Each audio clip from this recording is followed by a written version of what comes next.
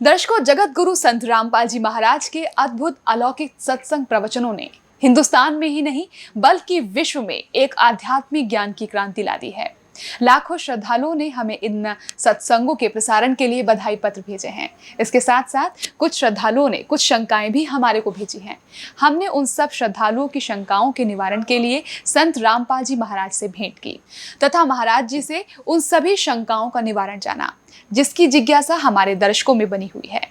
तो आइए अब जानते हैं परम पूज्य जगत गुरु तत्वदर्शी संत रामपाल जी महाराज से आपकी हर शंका का समाधान। महाराज जी, श्रीमद् भागवत गीता का ज्ञान किसने बोला? श्रीमद् भगवत गीता का ज्ञान श्री कृष्ण नहीं बोल रहा, श्री कृष्ण के अंदर प्रवेश करके ये ब्रह्म बोल रहा है, सरपुरुष बोल रहा है, ये काल बोल रहा है। महाराज जी, इसका प्रमाण कहाँ है? अब आपको दिखाते हैं कि जब महाभारत का युद्ध समाप्त हो चुका और युधिष्ठिर जी को राजगद्दी प्राप्त होगी, तो श्री कृष्ण ने कहा पांडवों से कि अब मैं द्वारका जाना चाहता हूँ। तब अर्जुन ने कहा कि भगवान, आप जी ने जो युद्ध के समय मुझे ज्ञान सुनाया था, श्रीमद् भगवत गीता जिसको कहते हैं, वो बुद्धि के दोष से मैं भूल गया। उसी ज्ञान को प्रभु एज इट इज सुनाना, फिर से सुनाना, हमें एक सत्संग करके जाना, ताकि हम आपके द्वारा दिए गए वचनों के आधार से हम अपना आगे राज्य भी करें और जीवन भी सफल करें। तो उसके विषय में आपको दिखाते हैं। ये है संक्षिप्त महाभारत द्वितीय खंड, गीता प्रेस गोरखपुर से प्रकाशित है।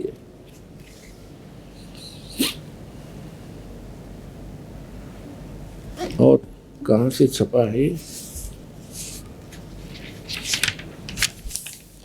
इसके अनुवादक भी वही हैं, द्वितीय खंड,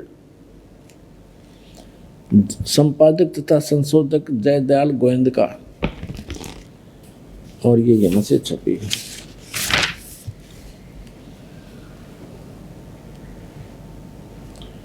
अब हम इसके आपको 667 पृष्ठ पर ले चलते हैं। ये है 667 पृष्ठ।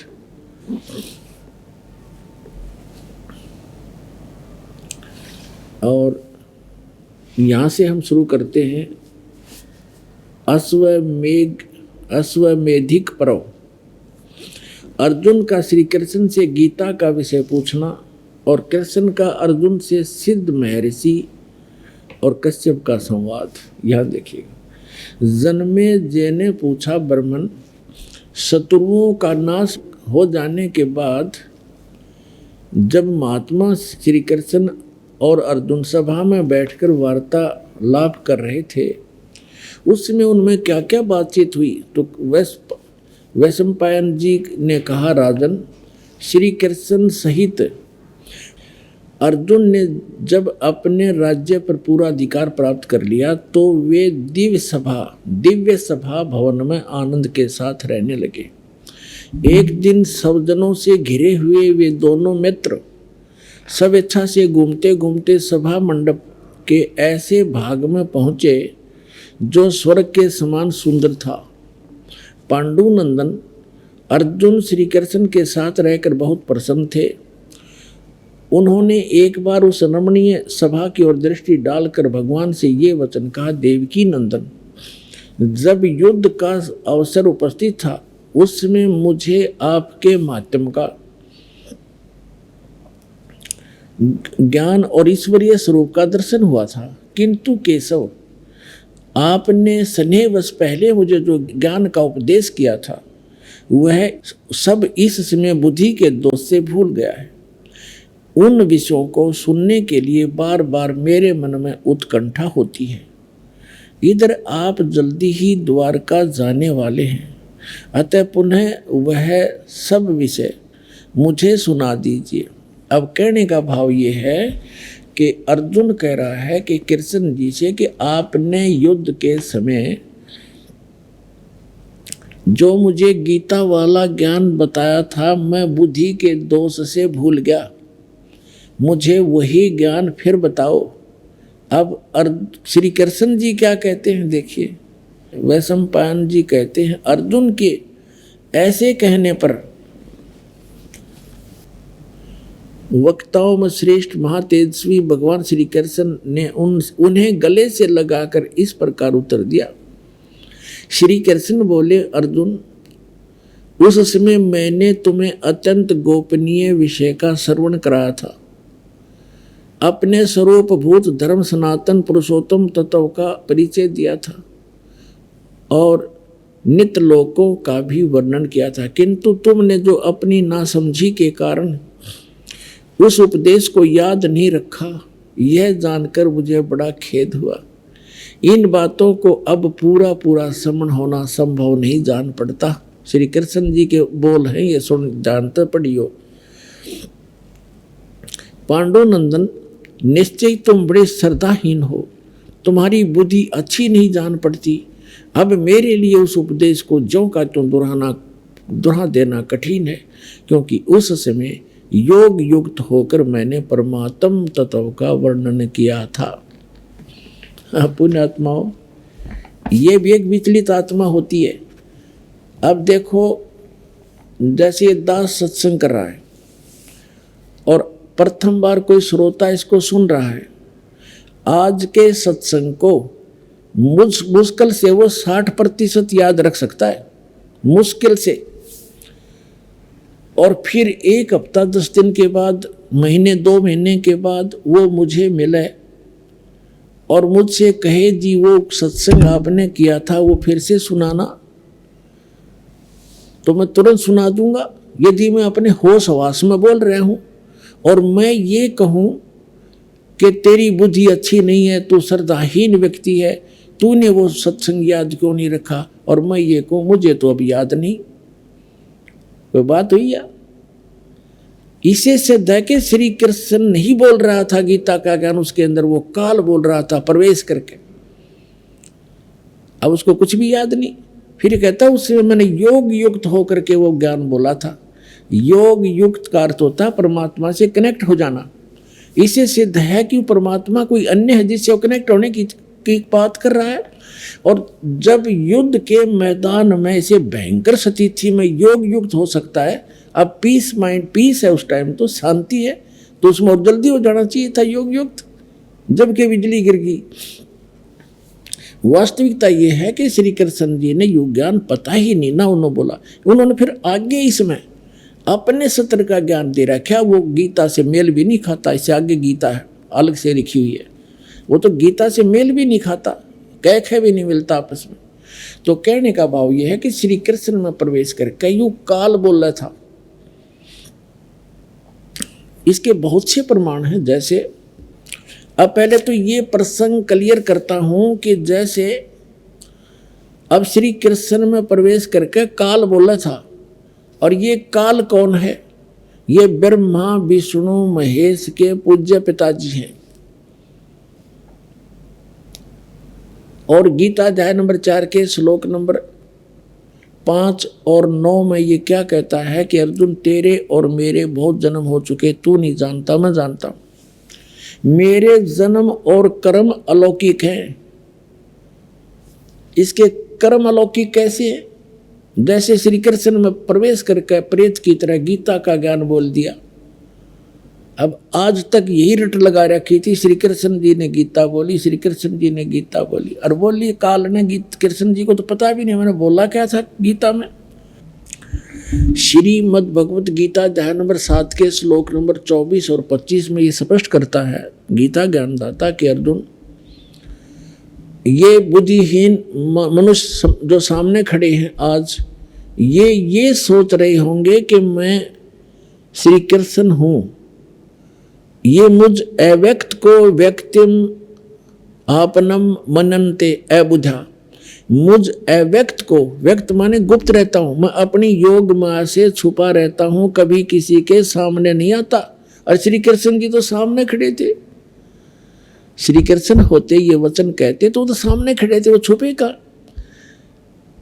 तो ये कहता मैंने प्रतिज्ञा, मेरी ये अटल प्रतिज्ञा है तो ये घटिया, पर ये मेरी अटल प्रतिज्ञा, अविनाशी प्रतिज्ञा है, मैं कभी किसी के सामने नहीं आता। तो ये क्या करते रहे, जैसे आपने आपको बहुत बार दिखाया है श्री शिव पुराण के अंदर, शिव महापुराण के अंदर, वो रुद्र संहिता के अंदर आता है, एक बार ब्रह्मा और विष्णु का इस बात पर युद्ध हो गया। ब्रह्मा जी कहते हैं मैं सारी सृष्टि का रचनहार हूँ और आपकी भी उत्पत्ति मेरे से हुई है, विष्णु जी को कहते हैं। और विष्णु जी कहते हैं कि आप मेरी नाभि कमल से उत्पन्न हुए हो, मैं सबका, सारी सृष्टि का रचने वाला मैं हूँ, सबका पिता हूँ, तू मेरा पुत्र है। ब्रह्मा जी कहते विष्णु जी के तू मेरा पुत्र है। अब इनको ये भ्रम कैसे हुआ, इनको ये भ्रम ऐसे होता है जैसे ऋषि लोगों ने समाधिस्थ होने की चेष्टाएं की और इसने प्रतिज्ञा कर रखी है मैं कभी अपने ओरिजिनल रूप में दिखाई नहीं दूंगा, किसी को दर्शन नहीं दूं। ये क्या करता है, जैसे ऋषि महर्षियों ने समाधिस्थ हुए और समाधि दशा में किसी को ब्रह्मा के रूप में दर्शन दे दिए, तो उसने, उस ऋषि ने सब जगह जो है गुणगान कर दिए कि ये ब्रह्मा जी स्वयं मालिक है, ये अपने आप को छुपाए बैठे हैं, ये जगत पिता हैं, मैंने समाधि दशा में इनके दर्शन हुए। इस बात से ब्रह्मा जी फूल गए, 10, 20, 50 ने ऐसे कह दिया और किसी को विष्णु जी के रूप में दर्शन दे दिए। तो उसने कहा कि विष्णु जी यही पूर्ण परमात्मा है, मैंने समाधि दशा में इनके दर्शन हुए, ये अपने आप को छुपाए हुए, ये जगत के मालिक हैं, जगत के रचने वाले हैं, ये सारा समर्थ है। तो उससे विष्णु जी को भ्रम हो गया कि मैं ही रचने वाला हूँ, सारे मुझे ही कहने लग रहे। किसी को शंकर भगवान के रूप में दर्शन दे दिए समाधि दशा में, अंदर अंतःकरण में। तो उसने बता दिया कि शंकर भगवान जो ये बैठे तमोगुण, यही सर्वशक्तिमान है, कालज्ञ, मृत्युंजय, सर्वज्ञ, सर्वपुष, सारी सृष्टि के रचना। वहां ब्रह्मा और विष्णु जी को भ्रम हो गया, तो उनका युद्ध हो गया। फिर वो बीच में एक स्तंभ खड़ा करा, पिलर खड़ा करा, लिंग, तो उन दोनों का युद्ध समाप्त किया। तब ये काल आ गया अपने पुत्र शिव का रूप धारण करके। ये अपने वास्तविक रूप में नहीं आता। इसका वास्तविक रूप कौन सा है, जो श्रीमद् भगवत गीता का ज्ञान देते समय युद्ध के मैदान में दिखा था इसने, 1000 भुजा का है, ये सहस्रा बाहु है। ये ब्रह्मा विष्णु महेश केवल 4 भुजा बना सकते हैं, दुर्गा केवल 8 भुजा बना सकती है, इससे ज़्यादा नहीं है। और ये 1000 भुजा से लेकर और 10 भुजा और 4 भुजा और 2 भुजा में बना सकता है। तो ये ऐसे अपना वास्तविक रूप इसका वो 1000 भुजा, वो काल रूप है, वो इसका वास्तविक रूप है। तो उस वास्तविक रूप में ये कभी किसी को दर्शन नहीं देता, इसने प्रतिज्ञा कर रखी है। तो इसी का एक प्रमाण दिखाते हैं श्री विष्णु पुराण के अंदर कि एक बार राक्षसों का और देवताओं का युद्ध हो गया। देवता युद्ध में हार गए और राक्षस विजयी हो गए। देवता वहां से भागकर समुद्र के किनारे जाकर के तपस्या करने लगे, हे भगवान, हे सच्चिदानंद, हे सर्वशक्तिमान, हे शेषया पर विराजमान होने वाले, वो लगे साधना वो करने लगे स्तुति। तो विष्णु रूप धारण करके यूं काल आ गया और इसने उनसे कहा कि तुम्हारा जो भी अभिष्ट है, जो तुम्हारे मन में जो तुम्हारे दुख है, वो मैंने जान लिया है और मैं ऐसे ऐसे करूँगा। पढ़ के सुनाता हूँ आपको, फिर अच्छा समझ में आएगा। ये देखिएगा श्री विष्णु पुराण, गीता प्रेस, गोरखपुर से प्रकाशित।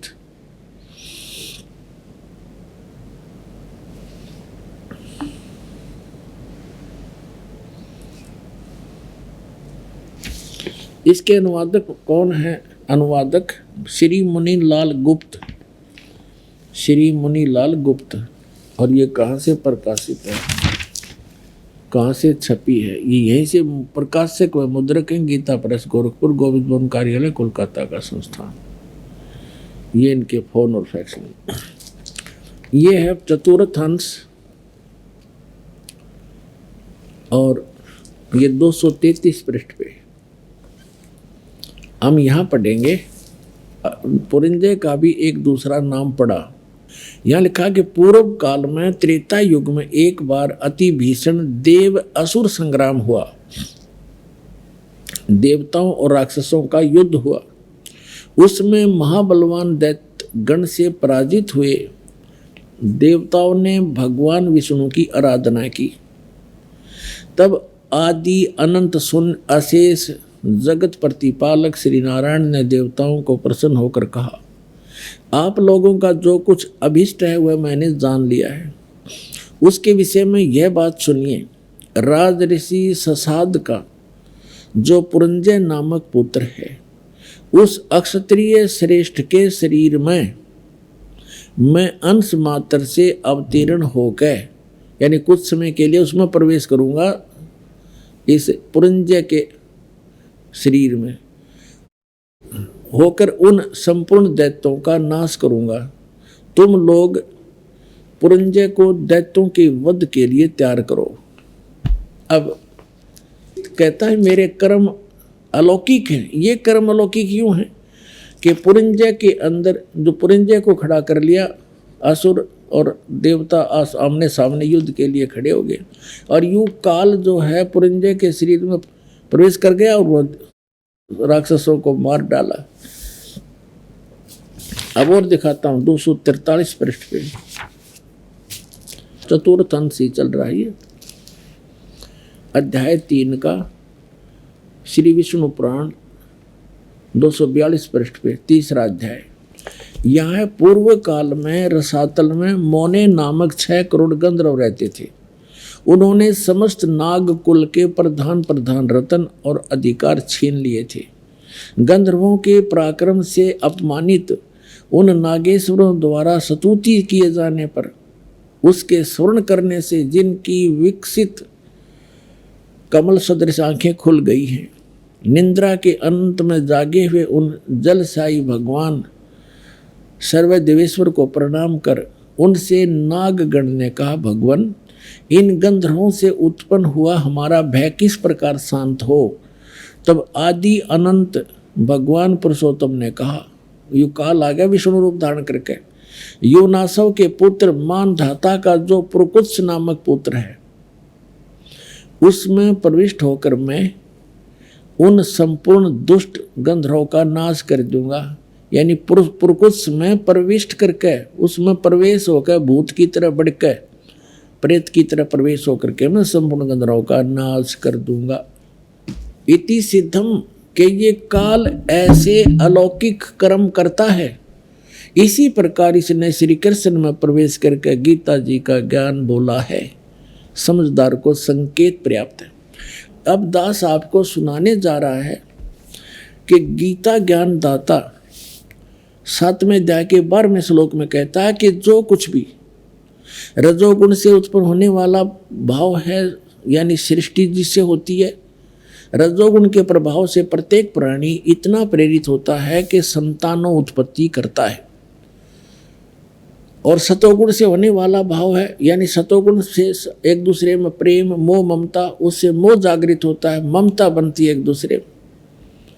और तीसरे से संहार क्रोध तमोगुण, जो तमोगुण से होने वाला यानी शिवजी से होने वाला जो भाव है वो संहार है।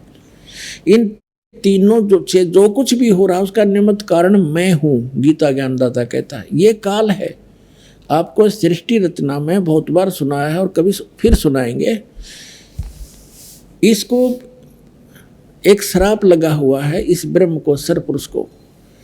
1,00,000 मानव शरीरधारी प्राणियों का ये नित्य आहार करता है। इसने एक ब्रह्मांड के अंतिम छोर में 21 में, इसका 21 ब्रह्मांड का लोक है, पूरा 21 ब्रह्मांड, इसके 21वें ब्रह्मांड के अंतिम छोर में इसने एक ऐसा स्थान बना रखा है जहाँ कोई नहीं जाकर देख सकता। एक तपतशिला है, उसके ऊपर 1,00,000 मानव शरीरधारी प्राणी डेली वहाँ भुने जाते हैं। यह शरीर तो यहाँ रह जाता है, इसके अंदर एक सूक्ष्म शरीर है। उसके अंदर तो सारे जीवन में हम खाते हैं पीते हैं, जो भी व्यसन करते हैं उसका सूक्ष्म अंश लिप्त हो जाता है। और वहाँ इतनी गर्म है वो तपतशिला, उसके ऊपर डालकर उसके अंदर से गंध निकाला जाता है। जीव मरता नहीं, वहाँ मरता नहीं जीव, तो उसको ये खाता है। तो ये कहना चाह रहा है कि इनसे जो कुछ भी हो रहा है उसका निमित्त कारण मैं ही हूँ, इनमें मैं नहीं और ये मुझ में नहीं, क्योंकि ये इनसे भिन्न रहता है। अब यहाँ प्रसंग चला है तो इसमें सिद्ध करते हैं कि रजगुण ब्रह्मा है, सतगुण विष्णु है, तमगुण शिव जी, तब ये आगे प्रसंग चलेगा। अब देखिएगा शिव पुराण से सिद्ध करते हैं, ये देखिएगा।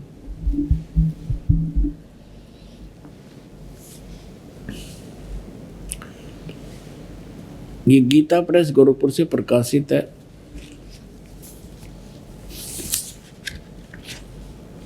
संपादक हैं इसके, ये देखिएगा, संपादक है हनुमान प्रसाद पोदार, और ये कहाँ से, ये यहाँ से प्रकाशित है। ये है रुद्र संहिता और संक्षिप्त शिव पुराण, पृष्ठ नंबर 110 पे, गीता प्रेस गोरखपुर से प्रकाशित, सचित्र मोटा टाइप। इस प्रकार ब्रह्मा, विष्णु और रुद्र, इन तीन देवताओं में गुण हैं, यानी रजगुण ब्रह्मा, सतगुण विष्णु, तमगुण शंकर, इन तीन देवताओं में गुण है, परंतु शिव गुणातीत माने गए हैं, वो इन तीनों से अलग हैं। और यही गीता अध्याय नंबर 7 के श्लोक नंबर 12 में स्पष्ट कर रहा है कि इन तीनों गुणों से जो कुछ भी हो रहा, रजगुण से होने वाले भाव, सतगुण से होने वाली स्थिति, रजगुण से होने वाली उत्पत्ति और शंकर से होने वाले संहार, इन तीनों का, इनका मूल कारण तो मैं ही हूँ, मेरे कारण ही हो रहा, क्योंकि इसको 1 लाख जीव मानव शरीरधारी प्राणी रोज खाने पड़ते हैं। और फिर ये कहता मैं इनमें नहीं और ये मुझ में नहीं। अब ये खुद यहाँ भी खुद कह रहा कि वो इनसे न्यारे हैं, भिन्न हैं। अब ये कंसेप्ट और क्लियर करना पड़ेगा। यहाँ एक और शंका उत्पन्न हो जाएगी कि ब्रह्मा, विष्णु, रुद्र, तो रुद्र अन्य भी है, एक जो 8 रुद्रों का, 11 रुद्रों का सरदार है, वो रुद्र अलग है, और उन सभी रुद्रों का मुखिया ये शंकर भी है, तमोगुण शंकर, इसलिए इसको भी रुद्र कहते हैं, और 11 रुद्र अन्य भी है। तो ये भी यहाँ स्पष्ट करना पड़ेगा कि ये ब्रह्मा, विष्णु, रुद्र और ये महेश, इनसे अलग है ये इनका पिता। ये देखिएगा, एक समय जैसे दास ने बताया था कि ब्रह्मा और विष्णु का आपस में इस बात पर युद्ध हो गया। ब्रह्मा जी कहने लगे तू मेरा पुत्र है विष्णु जी से, और विष्णु जी कहने लगे तू मेरा पुत्र है। इन दोनों का झगड़ा हो गया, तो इनके बीच में एक लिंग खड़ा कर दिया, स्तंभ, तेजो में स्तंभ, और ये फिर युद्ध करना बंद कर गए, उसके और छोर को खोजने में लग गए। फिर वहाँ अपने पुत्र शिव के रूप में ये खुद आकर खड़ा हो गया, ये काल भगवान। और फिर इनको कैसे संबोधित करता है ब्रह्मा और विष्णु को, सुनिएगा। ये देखिएगा विद्वेश्वर संहिता, ये है विद्वेश्वर संहिता और संक्षिप्त शिव पुराण 24 पृष्ठ पे। ये तो थोड़ा सा सीन देखें, यहाँ ब्रह्मा और विष्णु के बीच में ये लिंग खड़ा कर दिया, स्तंभ तेजों में। और फिर यहाँ आकर के क्या बोला, ब्रह्मा और विष्णु ने पूछा, प्रभो सृष्टि आदि 5 कर्तों के लक्षण क्या हैं, ये हम दोनों को बताइए। भगवान शिव बोले, ये काल है इनका पिता। भगवान शिव बोले, मेरे कर्तों को समझना अत्यंत गहन है, यद्यपि तथापि मैं कृपा पूर्वक तुम्हें उनके विषय में बता रहा हूँ। अब अपने 24-25 पे पढ़ लिया, अब 26 पे पढ़ते हैं, अपने मतलब की बात पढ़ेंगे।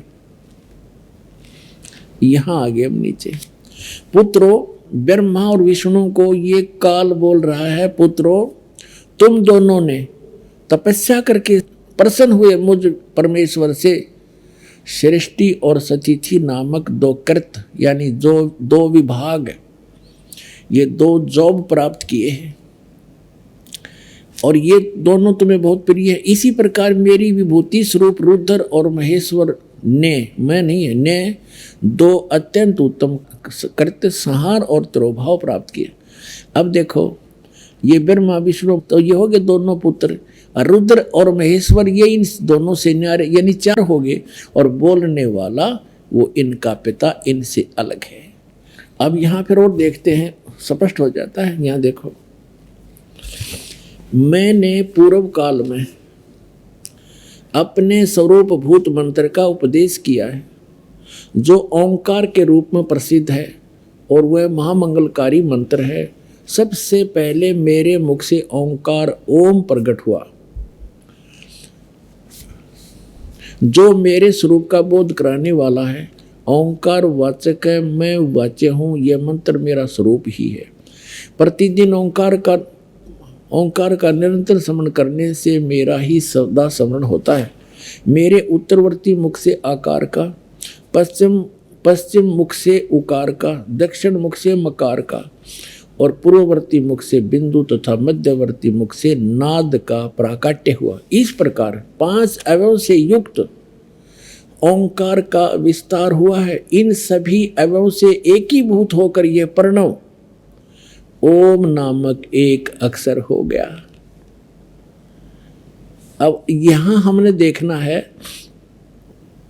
कि ये ओम एक अक्षर जो है ये ब्रह्मा विष्णु महेश के पिताजी का है। और वो कौन है? वो ब्रह्म है, वो काल है। ये ब्रह्म का मंत्र है ओम। गीता अध्याय नंबर 8 के श्लोक नंबर 13 में ये गीता ज्ञानदाता गीता बोल रहा है। इसे ये भी स्पष्ट होता जाएगा। ओम इति एकाक्षरम ब्रह्म व्यवहारण मामनुसमरण। ये देखिएगा, अब हमने शिवपुराण रख दिया, श्रीमद् भगवत गीता उठा लिया। गीता प्रेस ग्रुप से प्रकाशित है। 8वें अध्याय का 8वां अध्याय श्रीमद् भगवत गीता, ये 13वां श्लोक यहाँ शुरू होता है। ये 13वां श्लोक यहाँ पर है। इसमें क्या है? ओम इति एकाक्षरम ब्रह्म व्यवहारण माम अनुसमरण ये प्रयाति तजन देहम स याति परमाम गतिम। गीता ज्ञानदाता कह रहा है कि माम ब्रह्म, मुझ ब्रह्म का ओम इति एकाक्षरम, यह ओम एक अक्षर है, नथिंग एल्स। व्यवहारण मन उच्चारण करके अनुसमन सुमन करता हुआ ये प्रयति तजन देहम, जो संसार शरीर छोड़कर जाते समय तक इसका जाप करता है, जाता है, स याति परमाम गति। इसका सुमन करता हुआ जो शरीर छोड़कर जाता है, स याति परमाम गति। इस ओम से मिलने वाली, ये ओम यह उदाहरण दिया, जो पुरुष ओम ओम ओम, ये एक अक्षर हो गया ओम इति। इस एक अक्षर ब्रह्म को उच्चारण करता हुआ मां मुझ निर्गुण ब्रह्म का चिंतन करता हुआ शरीर को त्याग कर जाता है, वह पुरुष परम गति को प्राप्त होता है। अब इसे ये सिद्ध हो गया कि शिव महापुराण में स्पष्ट हो गया कि ये ब्रह्मा विष्णु महेश रुद्र से जो 5वां है वो इनका पिता है। वो शिव पुराण का वह संदेश दे रहा है और वो कह रहा है कि मेरा ओम मंत्र है। ओम ये 5 अवयवों से एकीभूत होकर एक ओंकार प्रणव रूप में ओंकार एक अक्षर हो गया। और यहाँ 8वें अध्याय के 13वें श्लोक में गीता जी में ये स्पष्ट कर रहा है, ये गीता ज्ञान दे रहा है कि ओम इति एकाक्षरम, यह ओम एक अक्षर जो है माम ब्रह्म, मुझ ब्रह्म का एक ओम अक्षर है, नथिंग एल्स। और सुमन करता हुआ, इसका उच्चारण करके सुमन करता हुआ यह प्रयाति तजन देहम, जो शरीर छोड़कर जाता है या अंतिम सांस तक सिमरण करता है, स याति परमाम गति, वह परम गति को प्राप्त होता है। कौन सी परम गति? जो ओम की जाप से मिलने वाली है। वो क्या? ब्रह्मलोक। अभी आपने देवी भागवत में पढ़ा था कि देवी कह रही है हिमालय राजा को कि गीता प्रेस गोरखपुर से प्रकाशित श्री देवी भागवत सचित्र मोटा टाइप, जिसके 562 और 63 पृष्ठ पर देवी खुद स्पष्ट कर रही है हिमालय राजा को कि और सब बात सब पूजाएं त्याग दो, ब्रह्म का जाप करो, उसका एक ओम मंत्र है, वो ब्रह्मलोक में रहता है, उसको पा जाओगे। तो ओम के जाप से ब्रह्मलोक प्राप्ति है। गीता अध्याय नंबर 8 के श्लोक नंबर 16 में लिखा है कि ब्रह्मलोक पर्यंत सब पुनरावृत्ति में, वहां गए प्राणी भी जन्म मृत्यु में आते। ये देखिएगा, ये वही श्रीमद् भगवत गीता, इसके 8वें अध्याय के अब 16वें श्लोक में क्या कहा है कि हे अर्जुन, ब्रह्मलोक पर्यंत सब लोग पुनरावृत्ति में, पुनरावृत्ति का इन्होंने यहाँ विश्लेषण भी किया है, अर्थात जिनको प्राप्त होकर पीछे संसार में आना पड़े ऐसे। तो इसे सिद्ध हो गया कि इससे भी परम गति नहीं हुई, क्योंकि जन्म मृत्यु है तब तक वो ये जीव सुखी नहीं हो सकता। और गीता अध्याय नंबर 15 के श्लोक नंबर 4 में कहा है कि तत्वदर्शी संत और तत्व ज्ञान की प्राप्ति के उपरांत परमेश्वर के उस परम पद की खोज करनी चाहिए, जहाँ जाने के बाद साधक फिर लौटकर कभी संसार में नहीं आते। इसे सिद्ध है कि श्री कृष्ण नहीं बोल रहा था गीता का ज्ञान उसके अंदर, वो काल बोल रहा था प्रवेश करके। महाराज जी, क्या श्री ब्रह्मा जी, श्री विष्णु जी तथा श्री शिव जी की जन्म मृत्यु होती है? ब्रह्मा विष्णु महेश की जन्म मृत्यु होती है, ये अविनाशी नहीं है। महाराज जी, इसका प्रमाण कहाँ है? देखिएगा, श्रीमद् देवी भागवत 3रा स्कंद, ये गीता प्रेस गोरखपुर से प्रकाशित है।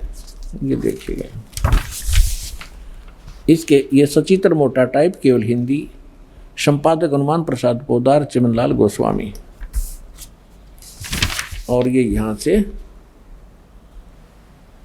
प्रकाशित है, मुद्रित और प्रकाशित। ये गीता प्रेस गोरखपुर से है। गीता भवन कार्यालय कोलकाता का संस्थान, गीता प्रेस गोरखपुर। इसके 123 पृष्ठ पर ले चलते हैं आपको, बिल्कुल 2 मिनट में सारी कहानी समझ में आ जाएगी। 123 पृष्ठ पे ये 3रा स्कंद। भगवान विष्णु अपनी माता दुर्गा की महिमा स्तुति करते हुए, उनकी स्तुति करते हुए बोल रहे हैं, तुम शुद्ध स्वरूपा हो, ये सारा संसार तुम इसे उद्भासित हो रहा है। मैं ब्रह्मा और शंकर, हम सभी तुम्हारी कृपा से विद्यमान हैं। हमारा आविर्भाव माने जन्म, तिरोभाव माने मृत्यु। हमारा तो जन्म और मृत्यु हुआ करता है, केवल तुम ही नित्य हो, जगत जननी हो, प्रकृति और सनातनी देवी हो। ये प्रकृति शब्द याद रखना कि दुर्गा को प्रकृति भी कहते हैं।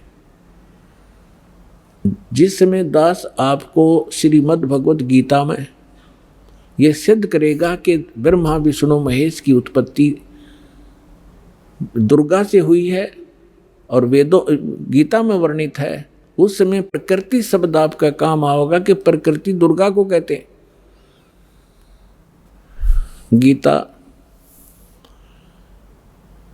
गीता के अंदर 2 प्रकृति बताई है, एक तो जड़ जैसे ये अग्नि वायु हवा आदि, और एक चेतन ये दुर्गा प्रकृति है।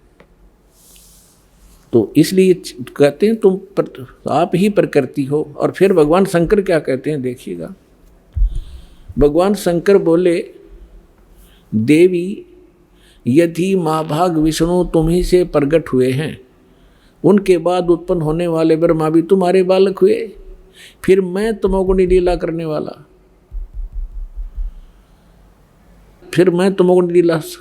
शंकर क्या तुम्हारी संतान नहीं हुआ?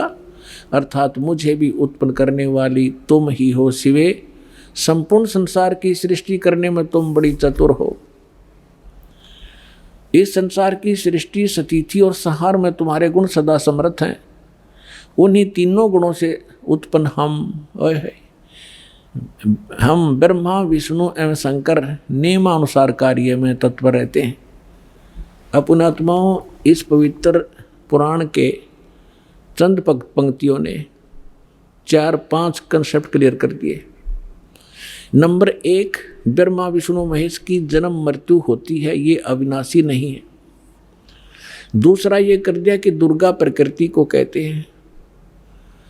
तीसरा ये हो गया कि प्रकृति दुर्गा इनकी माँ है।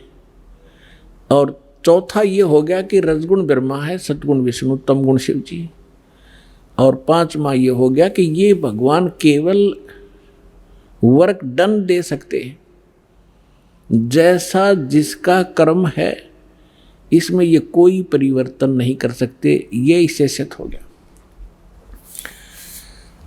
अब ये सिद्ध हो गया कि ब्रह्मा विष्णु महेश नासवान है। आइए अब हम उन श्रद्धालुओं के अनुभव जानते हैं जो जगत गुरु तत्वदर्शी संत रामपाल जी महाराज जी से दीक्षा प्राप्त कर चुके हैं तथा उनके द्वारा बताए गए भक्ति मार्ग पर चल रहे हैं। नमस्कार सर। सत साहिब। क्या शुभ नाम है जी आपका? मेरा नाम सुधीर दास। सुधीर दास जी, कहाँ से आए हैं आप? मैं ग्राम झिंदुआ, तहसील बर्थना, जिला इटावा, उत्तर प्रदेश का रहने वाला हूँ। सर, परम संत सतगुरु रामपाल जी महाराज की शरण में आने से पहले आप कौन सी भक्ति करते थे? परम संत रामपाल जी महाराज की शरण में आने से पहले मैं श्रीमद् भागवत कथा किया करता था और उस कथा को करके हम अपने आप को बहुत बड़ा विद्वान समझते थे और बहुत ही ये सोचा करते थे कि मैं जो कर रहा हूँ, हरि की भक्ति भी हो रही है और पेट का धंधा भी हो रहा है। लेकिन संत रामपाल जी महाराज की शरण में आने के बाद ये पता चला था कि मैं तो बहुत ही पाप इकट्ठा कर रहा हूँ। सर, आप कथावाचक थे, श्रीमद् भागवत कथा आप करते थे, भगवत गीता जी की कथा आप करते थे और अपने आप को एक बहुत बड़ा विद्वान समझते थे और इससे आपकी रोजी रोटी भी चलती थी और आप समझते थे कि ये भगवान की भक्ति भी साथ साथ हो रही है। तो फिर सर आप परम संत सतगुरु रामपाल जी महाराज की शरण में कैसे आए? संत रामपाल जी की शरण में आने से पहले मैं कथा भागवत जो करता था, तो ये एक बड़ी लंबी कहानी है, बड़ी रोचक कथा। मैं कथा भागवत करने के उद्देश्य से बम्बई में गया हुआ था। तो ट्रेन में मैं चल रहा था, वहाँ पर मुझे ये पुस्तक भक्ति सौदागर को संदेश मिली। हमारी 2 बहनें थीं जो उस ट्रेन में जो पुस्तक बांट रही थीं। तो एक तो मतलब जो टेम्पलेट ले रखा था उन्होंने और पीछे से दूसरी पुस्तक लेकर के चल रही थीं। तो टेम्पलेट पर मैंने देखा है कि कौन ब्रह्मा का पिता है, कौन विष्णु की माता, शंकर का दादा कौन है। इस तरीके के जो सवाल मेरे दिमाग में कभी उठे भी नहीं थे, ऐसे सवाल देख करके मैं तो बड़ा हैरान रह गया। और जब मैंने पूछा, मैंने कि भाई ये पुस्तक कहाँ मिलेगी, तो उन्होंने इशारा किया कि वो पीछे हमारी बहन जी आ रही हैं, वो आपको ये पुस्तक देंगी। तो मैंने वो पुस्तक ले ली। पुस्तक को जैसे ही संयोग से मैंने खोला तो उस पर ये संसार रूपी उल्टा वृक्ष का चित्र जो छपा हुआ था, उस चित्र को देख करके मैंने देखा उस पर जड़ पर पूर्ण ब्रह्म परमेश्वर कबीर साहब की तस्वीर लगी हुई थी।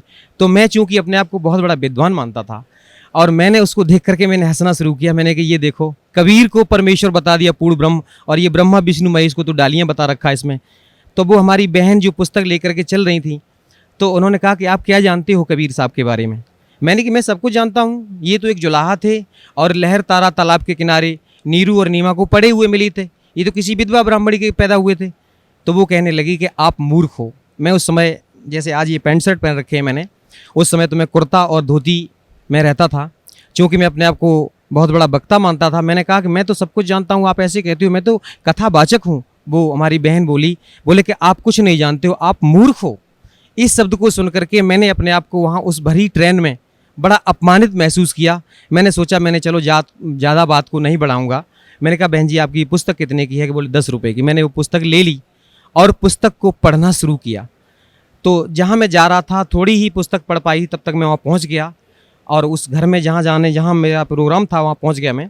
फिर उसको मैंने स्टेप बाय स्टेप जब पढ़ना शुरू किया, तो कभी तो मन में आता, बोले कितना घटिया लिखा है इसमें, तो गलत लिखा है, ऐसा नहीं है, वैसा नहीं है। बड़े दिमाग में उल्टे सीधे प्रश्न आ रहे थे।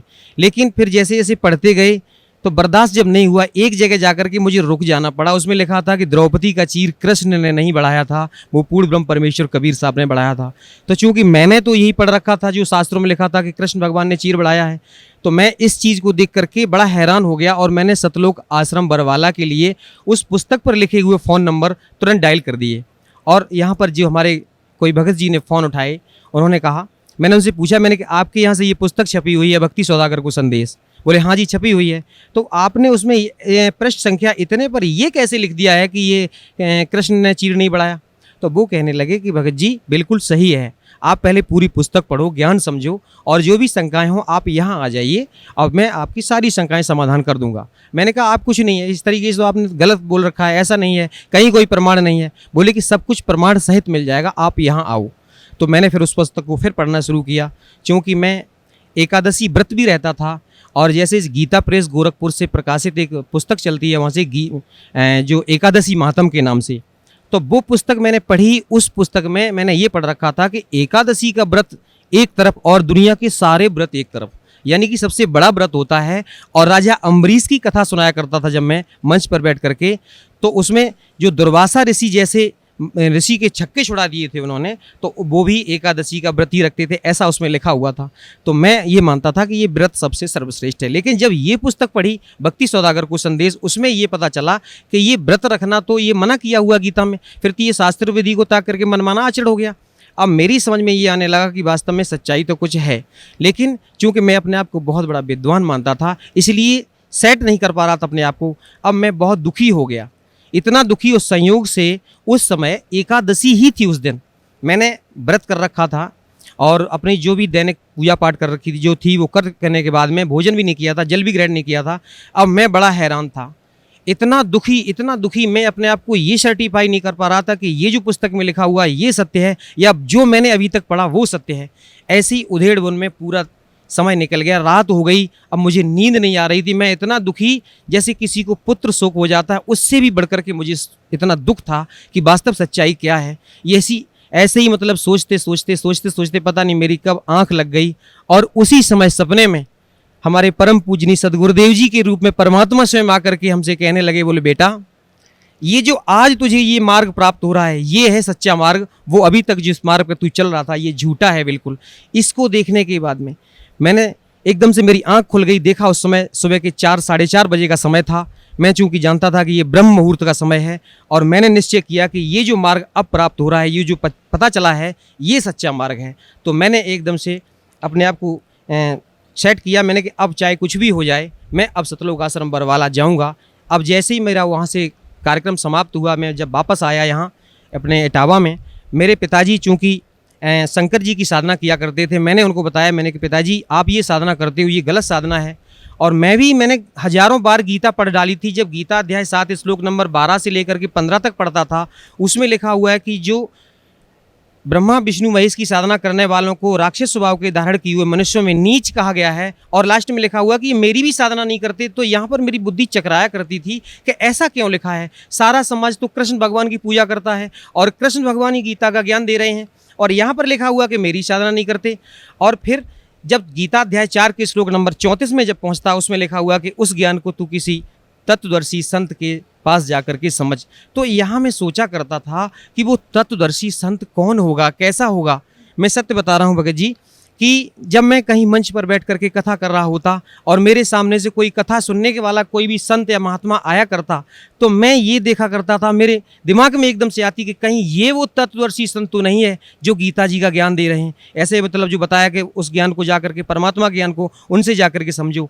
लेकिन पढ़ते रहते थे, समझ में कुछ नहीं आता था। कृष्ण भगवान को अपना इष्ट मानते थे। कई बार मैं कृष्ण भगवान के सामने बैठ करके रोया करता था कि हे परमात्मा, आप तो कुछ भी करते हो, कुछ भी कर सकते हो, आप तो सुख के दाता हो, लेकिन मुझे सुख नहीं मिला था। मेरे पिताजी जो शंकर जी की साधना करते थे, सारा जीवन उन्होंने बगैर नहाए धोए कभी जल भी ग्रहण नहीं करते थे, इतना मतलब भक्ति करते थे शंकर भगवान की। और उनके जीवन पर अगर हम थोड़ा सा प्रकाश डालना चाहेंगे कि उनके जीवन में कभी सुख नहीं मिला, जब उन्हें किसी प्रकार का कोई सुख नहीं मिला। भक्ति इतनी ज़्यादा करते थे लेकिन आध्यात्मिक लाभ तो बहुत दूर रहा, वैसे भी कोई उनको लाभ नहीं हुआ। भरी जवानी में उनकी आंखें खराब हो गईं, इतने दुखी रहते थे, साधना करते थे, फिर भी आगे चल कर के धीरे धीरे, हम 2 भाई थे, हमसे बड़े भाई जो थे वो भी हमारे भाई और भाभी दोनों लोग चल बसे। उनके जीवन में इतना कष्ट आया, इतना कष्ट मिला उन्हें, कभी कोई सुख नहीं मिला, क्योंकि इतना उनको दुख मिला और भक्ति फिर भी चलती रही। मेरी माताजी भी शेरावाली की भक्ति करते थे और हम भी बचपन से ही पता नहीं कैसे अपने को सेट किए हुए थे। कृष्ण भगवान को, विष्णु भगवान को, शंकर जी की जैसी साधना हमारे घर में चल रही थी, हम भी उसी साधना को कर रहे थे। लेकिन उस साधना से ना तो मुझे कोई लाभ हुआ, ना हमारे परिवार वालों को, उल्टा कष्ट पर कष्ट ही आते रहे। और हम प्रार्थना किया करते थे कि मालिक मुझे सुख दे। जब मैं कथा भागवत करने लगा तो मैंने ये सोचा कि मेरे ऊपर अब कृष्ण भगवान ने बड़ी दया की है, क्योंकि अब तो ये हमारा धंधा भी चलने लगा था, पैसा भी मिलता था, इज्जत सम्मान सब कुछ मिलने लगा। तो अब मेरी समझ में ये आ रही थी कि इन कृष्ण भगवान ने ही मुझे सब कुछ दे रखा है, सारा सुख दे दिया, ये सुख के दाता हैं। लेकिन फिर भी मन में कहीं ना कहीं अशांति जरूर रहती थी। तो मैंने अपने पिताजी से आकर के बताया, मैंने कि पिताजी जो आप साधना कर रहे हो ये तो इसमें पुस्तक में लिखा हुआ कि सब गलत साधना है। जब मैंने उस पुस्तक को पढ़ करके उनको सुनाया, पहले तो वो नहीं माने, बोले कि बिल्कुल झूठ है ये। लेकिन जब मैंने क्रम से उस पुस्तक को पढ़ करके सुनाया, सृष्टि रचना पढ़ के सुनाई, तो सारी कहानी उनके समझ में आई। पिताजी को इतनी तड़प बनी कि चलो जल्दी करो। उस समय हम उनको लेकर के और सतलोक आश्रम बरवाला के लिए चले, तो हमारे गांव के और भी भगत लोग चल दिए। लगभग 12-15 लोगों को लेकर के हम यहाँ पर आ रहे थे। जैसे ही हम रोहतक में पहुँचे तो रोहतक में उतर करके हमने देखा, मैंने चलो अब ट्रेन का पता करता हूँ यहाँ से कितने बजे मुझे ट्रेन मिलेगी। वो रोहतक की जो ट्रेन थी वो उधर भिवानी की तरफ जा रही थी, इसलिए मुझे वो छोड़नी पड़ी। तो लोगों ने बताया कि आपको यहाँ से ट्रेन मिलेगी जींद के लिए, आपको जींद जाना है। तो मैं अब ट्रेन का पता करने के लिए जैसे ही गया वहाँ पर, तब तक कुछ काल के ऐसे दूत लग गए, कुछ वहाँ पर आकर के हमारे जो साथियों को उन्होंने भ्रमित कर दिया। अरे कि आप कहाँ जा रहे हो? उन्होंने बताया कि मैं बरवाला जा रहा हूँ, संत रामपाल जी महाराज के आश्रम में जा रहा हूँ, सतलोक आश्रम में। तो उन्होंने कहा अरे वहाँ क्यों जाते हो? वो तो बहुत बड़ा जादूगर है, वो तो बहुत बड़ा तांत्रिक है, और वहाँ जाओगे तो फिर तो आपको इतना वो बसीभूत कर लेगा कि आपका दुनिया में कहीं मन नहीं लगेगा, बार बार भाग करके इधर आओगे। ऐसे कह करके उनको भ्रमित कर दिया। और मैं जैसे ही ट्रेन का पता करके आ रहा था, तब तक एक सज्जन कह रहे थे, बोले कि मेरी भक्तमती एक बार करौथा आश्रम में चली गई थी और उनको वहाँ पर प्रसाद दे दिया था। मैंने वो प्रसाद मैं उनको ग्रहण नहीं करने दिया, भैंस की नांद में फेंक दिया। तो वो मूर्ख कह रहा था कि वो भैंस खूंटा तोड़ करके सतलोक आश्रम करौथा में पहुँच गई थी, ऐसा जादूगर है वो। तो अब क्या हुआ, तो हमारे और जो साथी थे वो कहने लगे भाई तो हम नहीं जाएंगे वहाँ पर। तो मैंने उनसे कहा, मैंने कि आप लोगों की सबसे बड़ी भूल तो ये है कि आप विश्वास बहुत जल्दी करते हो। पहले तो आपने मेरी बात पर विश्वास किया, आप यहाँ तक आ गए, अब इन लोगों पर विश्वास कर रहे हो। ऐसा ना करो, आप पहले मेरी बात मानो, चलो हम जड़ तक चलेंगे, जहाँ सच्चाई का मतलब पता लगा के आएंगे कि वास्तव में सच्चाई क्या है। तो कुछ लोग नहीं माने, वो कहे नहीं हम तो घर जाएंगे। हम कहे तो भैया ठीक है, आपको जाना है तो जाओ। मैं और मेरे पिताजी, हम दोनों लोगों ने दृढ़ निश्चय किया कि हम लोगों को बिल्कुल जाना ही है और सच्चाई का पता लगा करके लौटेंगे। अब हम जैसे ही यहाँ बरवाला पहुँचे, बरवाला पहुँचने के बाद मैंने फ़ोन किया, मैंने कि मैं यहाँ पर रोडवेज बस स्टैंड पर खड़ा हूँ। तो यहाँ सतलोक आश्रम की वहाँ गाड़ी लेकर के जैसे ही पहुँचे भगत जी हमारे, हम लोगों को लेके आए, तो मन में बड़ी शांति आई कि भाई जी तो बहुत अच्छे लोग हैं। अब जैसे ही हमने अपने आप को ये सेट कर रखा था कि सतलोक आश्रम में पहुँचेंगे तो वो कोई जादू तांत्रिक होंगे, वो कुछ खाने पीने के लिए सामान देंगे जैसे उन्होंने बताया था, तो हम खाएंगे नहीं, चलो देख लेंगे वहाँ पर। लेकिन जैसे ही सतलोक आश्रम बरवाला में जैसे ही प्रवेश किया, वो पुराना वाला जो दौलतपुर रोड पर आश्रम है उसमें जैसे ही प्रवेश किया, मैंने वहाँ पर अपने बहुत से लोगों को देखा। ऐसा लगा कि इन लोगों से हम पता नहीं कितने दिनों से इनसे परिचित हैं, कितने दिनों से इनको जानते हैं। एक भगत जी हमारे पास आकर के एकदम से तुरंत हमसे गले लिपट गए, बोले भगत जी कितने दिनों बाद आप आए हो। ऐसा लगा कि इनको हम पता नहीं कितने दिनों से जानते हैं, और बड़ा अच्छा सा लगा। फिर उन्होंने मुझे सारी व्यवस्था दिखाई, नाम लिया, उपदेश लिया। मेरे ऊपर संत रामपाल जी महाराज की दया 11 अक्टूबर सन 2009 को हुई थी। उसके बाद में मालिक ने मेरे साथ बहुत चमत्कार किए। सर, परम संत सतगुरु रामपाल जी महाराज की शरण माने के बाद आपको क्या लाभ मिला? सबसे बड़ा तो लाभ मुझे ये मिला कि जब हम लोग सतलोक आश्रम बरवाला पहुँचे और सतगुरुदेव जी से उपदेश लेने के बाद में दर्शनों के लिए जब गए, पिताजी मेरे साथ थे। चूँकि मेरे पिताजी, मैंने आपको पहले बताया भगत जी, उनको दिखाई नहीं देता, आंखें खराब हो चुकी हैं, तो मैंने उनकी उंगली पकड़ करके ले जा करके दर्शन के लिए ले गया। तो मेरे पिताजी सतगुरुदेव की चरणों में फूट फूट कर रोने लगे। वो कहने लगे, बोले बेटा आप क्यों रोते हो? तो जब ये शब्द मैंने सुना कि ये मेरे पिताजी की उम्र उनसे ज़्यादा लग रही थी और उन्होंने बेटा शब्द कहा, तो मेरे दिमाग में हथौड़ा सा लगा। बोले कि ये कैसे कह सकते हैं, कोई भी ऐसा नहीं कह सकता है, अपने से उम्र में बड़े को बेटा नहीं कह सकता, ये तो स्वयं परमात्मा ही है। और मैंने जब दंडवत प्रणाम किया तो कहने लगे, बोले बेटा तू नहीं जानता है, तुझे कैसे निकाला मैंने, ऐसे परमात्मा की शरण में तू आ गया है, तेरा उद्धार हो गया। मेरे पिताजी फूट फूट कर रोने लगे। वो कहने लगे क्यों रोते हो? तो पिताजी ने कहा कि मेरी उम्र पूरी व्यर्थ चली गई। तो उन्होंने कहा नहीं नहीं, मैंने आपकी 20 वर्ष की उम्र और बढ़ाई है। तो मैंने उस समय ये शब्द बड़ा अतिशयोक्ति माना, मैंने कि ऐसे गुरुजी ने कह दिया होगा, लेकिन ये सत्य था। हम लोग जब उपदेश लेने के बाद घर वापस पहुँचे, पिताजी पर एकदम अचानक उन पर अटैक पड़ा और इतनी हालत उनकी बिगड़ने लगी, मुझे ऐसा लगा कि अब इनकी मृत्यु होने वाली है। लेकिन परमात्मा ने ये शब्द बोला था, मुझे उस पर विश्वास था कि कोई भी संत होता है, जो परम संत होते हैं, सद्गुरु होते हैं, वो झूठ नहीं बोलते हैं, जो कह देते हैं वो सत्य होता है। मैंने तुरंत सतलोक आश्रम बरवाला में फ़ोन लगाया और उनको बताया, मैंने भगत जी मेरे पिताजी की हालत ऐसे ऐसे बहुत ज़्यादा ख़राब हो रही है। तो उन्होंने कहा कि अमृत जल और प्रसाद जो रखा है उसको दे दो और दंडवत प्रणाम करने के बाद में परमात्मा से प्रार्थना करो और जितनी जल्दी हो सके आप शीघ्र यहाँ ले आओ। भगत जी 2 बार अटैक पड़ा उनको और उसके बाद में हालत, जैसे ही मैंने उनको प्रसाद और अमृत जल दिया, उनकी हालत में तुरंत सुधार हो गया। उसके बाद में मैं तुरंत ही वहाँ से निकला और सतलोक आश्रम बरवाला में आकर के सदगुरु देव जी के चरणों में दंडवत प्रणाम किया। और इस तरीके से मालिक ने आज तक, अब मेरे पिताजी को किसी प्रकार की कोई दिक्कत नहीं है, और जैसा उन्होंने कहा था कि उनकी उम्र बढ़ाई है, वो बिल्कुल स्वस्थ हैं। इस समय उनकी उम्र लगभग 86 वर्ष की हो रही है। उसके बाद में हमारे साथ और बहुत से चमत्कार किए, मेरी स्वयं उम्र बढ़ाई, मेरे बच्चे को जीवन दान दिया। एक बच्चा मेरा बड़ा वाला एक दिन एक पेड़ पर जमनी खाने के लिए चढ़ गया था और उस पेड़ से अचानक वो गिरा। जहाँ पर गिरा था वहाँ पर चारा खिलाने के लिए, बैलों को चारा खिलाने के लिए ये नांद जो बना रखी होती है, उसके और बीच में एक खूंटा गड़ा हुआ था, उनके दोनों के बीच में गिरा। अगर मान लीजिए सिर उसकी उसमें लगता पक्की चट्टान सी थी तो सिर फट जाता, तो उसकी मृत्यु हो जाती। अगर खूंटे के ऊपर गिरता कहीं भी, मतलब पेट में या कहीं घुस जाता, तो उसकी मृत्यु हो जाती। उस दिन उसका मृत्यु योग था, लेकिन मालिक ने इतनी दया की कि उस नांद और खूंटे के बीच में वो गिरा। थोड़ा सा हाथ में चोट लगी, जो मालिक की दया से वो अब बिल्कुल सही है, ऐसे उसकी जान बचाई। और एक दिन छोटा बेटा मेरा यहाँ सतलोक आश्रम बरवाला में आया हुआ था मेरी माता जी के साथ में, और यहाँ से जब जो लोग वापस जा रहे थे, चूंकि इटावा रेलवे स्टेशन पर इनको उतरना था, लेकिन माता जी तो उतर गई, वो छोटा बच्चा उतर नहीं पाया और ट्रेन चल पड़ी। ट्रेन चल पड़ी तो माता जी एकदम दहाड़े मार मार के रोने लगी कि मेरा बच्चा चला गया, मेरा बच्चा चला गया। हमारे और भी गुरु भाई हमारी माता जी के साथ में थे, उन्होंने मेरे पास फ़ोन किया, बोले भगत जी आपका छोटा बेटा ट्रेन से नहीं उतर पाया है और माता जी इस तरीके से बहुत ज़्यादा रो रही हैं। तो मैंने उनसे कहा कि माता जी से आप कहो कि वो चुपचाप घर जाएँ, वो परमात्मा का बच्चा है, वो मेरा बच्चा नहीं है, मालिक अपने आप दया करेंगे, वो बच्चा अपने आप घर आ जाएगा, आप चिंता ना करो। चूँकि मैं घर पे था तो ये फ़ोन पर वार्ता हो रही थी, हमारे पड़ोसी और लोग सुन रहे थे, तो वो उनको पता चला वो क्या हो गया है। तो मैंने कहा मैंने ऐसे ऐसे छोटा बेटा जो है वो ट्रेन में बैठा चला गया, वो उतर नहीं पाया है। तो वो लोग हंसी उड़ाने लगे, खिल्ली करने लगे कि आप तो कहते हो आपके परमात्मा हैं संत रामपाल जी महाराज, तो अब देखो आप परमात्मा होंगे। तो मैंने कहा आप चिंता ना करो, आप ऐसा मत बोलो, आप नहीं जानते हो, वो परमात्मा ही हैं, और अभी बच्चा देखना थोड़ी देर बाद अपने आप वापस आ जाएगा। और मैं इस विश्वास के साथ, मैं तो बिल्कुल दृढ़ हो गया था, मैंने कि कुछ नहीं होगा, वो अपने आप परमात्मा दया करेंगे, और मैं चाह करके भी कुछ नहीं कर सकता था। लेकिन कुछ लोग कहने लगे अरे आप जा करके आगे देखो, अगली स्टेशन पर शायद उतर जाए। मैंने कि मुझे कोई टेंशन नहीं है।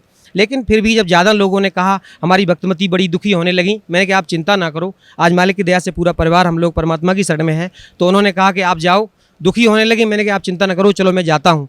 तो मैंने जैसे ही घर से और निकला था तो मैं क्या देख रहा हूँ कि उधर से वो बच्चा मेरा अपने आप चला आ रहा है रोड पर। अब मैं उसके पास पहुँचा, मैंने पूछा मैंने माता जी को कहाँ छोड़ दिया। वो कहने लगे माता जी इटावा में उतर गई थी, मैं उतर नहीं पाया। मैंने कहा आप कहाँ उतरे हो? तो अगला स्टेशन जो था वो वहाँ उतर गया। जैसे मान लीजिए छोटा सा बालक था और उससे कोई कह रहा, बोले बेटा यहाँ उतर जाओ। उसका जो बैग था उसमें दीक्षा फार्म था यहाँ सतलोक आश्रम बरवाला का, वो चला गया, सारे कपड़े चले गए और वो बच्चा उतर के आ गया। तो मैंने बेटा तुम यहाँ कैसे पहुँचे? तो वो कहने लगा कि कोई अंकल जी आए थे और मुझे साइकिल पर बिठा करके इधर से लेकर के इधर आए। तो मैंने कि वो चले किधर गए? बोले वापस चले गए। मैं समझ गया कि ये परमात्मा का ही काम है, ये कोई जीव की ताकत नहीं, ऐसा नहीं कर सकता है। और मेरे साथ में मेरी स्वयं उम्र बढ़ाई मालिक ने।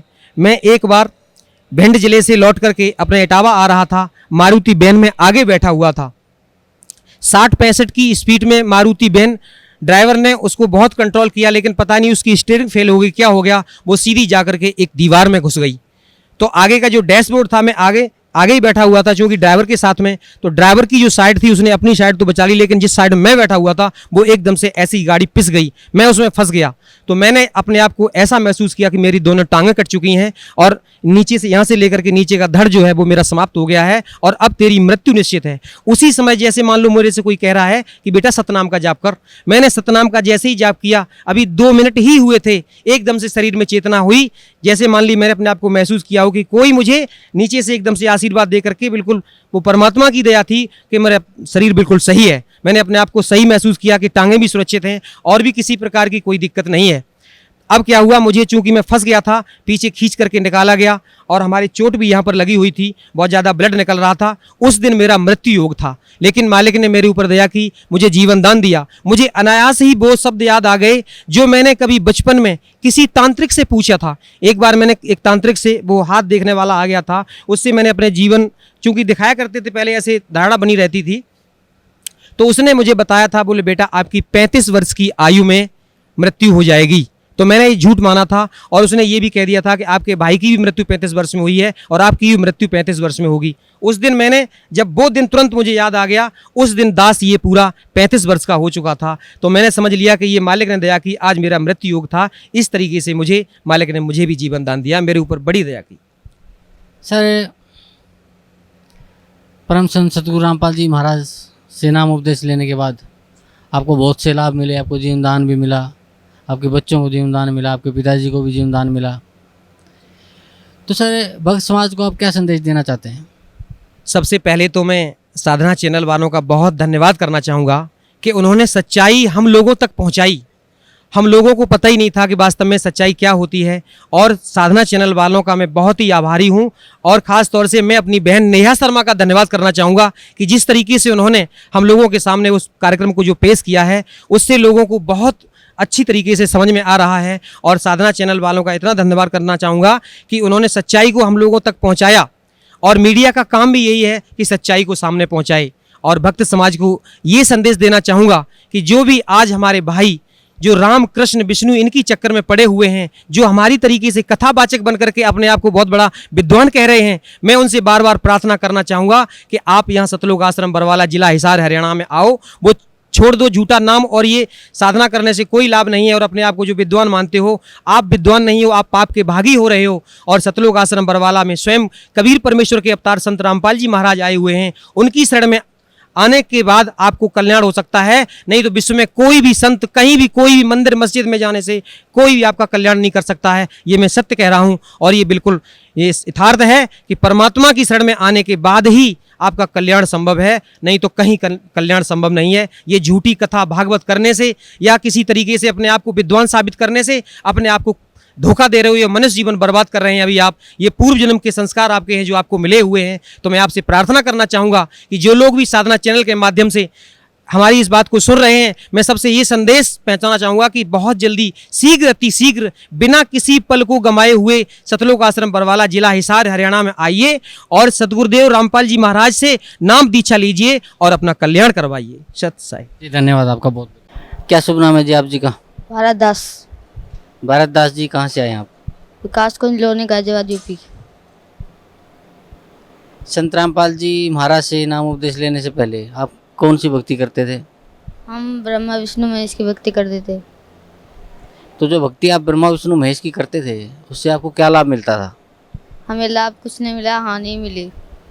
ज़्यादा से ज़्यादा लाभ भी नहीं मिला, हानि मिली हमें। मैं 6 साल का था जब मैंने एक बर्थडे पे अपनी पार्टी खरीदी। उसके बाद अगले दिन ही मुझे दौरे पड़ने शुरू हो गए थे। फिर मेरे दौरे पड़ने लगे थे। मेरे पापा भी मेरे से परेशान हो गए थे कि मर ही जाए तो अच्छा ही है। संत रामपाल जी महाराज की शरण में आप कैसे आए? हमारे इधर एक भगत जी है रामपाल दास, उन्होंने मेरे पापा को समझाया। वो पापा जी यहाँ आए मेरे, फिर पापा जी हमें लेके गए, फिर हमने यहाँ से नाम लिया। संत रामपाल जी महाराज से नाम उपदेश लेने के बाद आपको क्या लाभ मिला? नाम लेने के बाद मुझे लाभ हुआ। मेरी जो बीमारी थी वो मेरी कम हो गई है।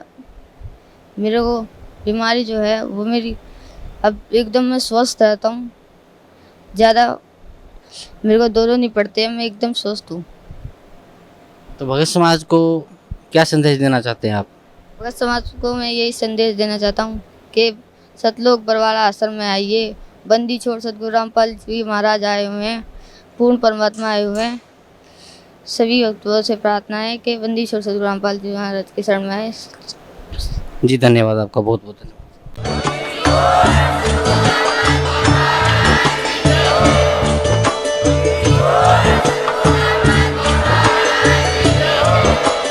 आप सुन रहे थे जगत गुरु तत्वदर्शी संत रामपाल जी महाराज जी के मंगल प्रवचन। अधिक जानकारी के लिए विजिट कीजिए हमारी वेबसाइट www.jagatgururampalji.org। संत रामपाल जी महाराज जी के शुभ आशीर्वाद से पूरे विश्व भर में 500 से भी ज्यादा नाम दीक्षा केंद्र हैं, जिन पर संत रामपाल जी महाराज जी द्वारा ऑनलाइन निशुल्क नाम दीक्षा दी जा रही है। अपने नजदीकी नाम दीक्षा केंद्र का पता करने के लिए संपर्क करें 8222880541।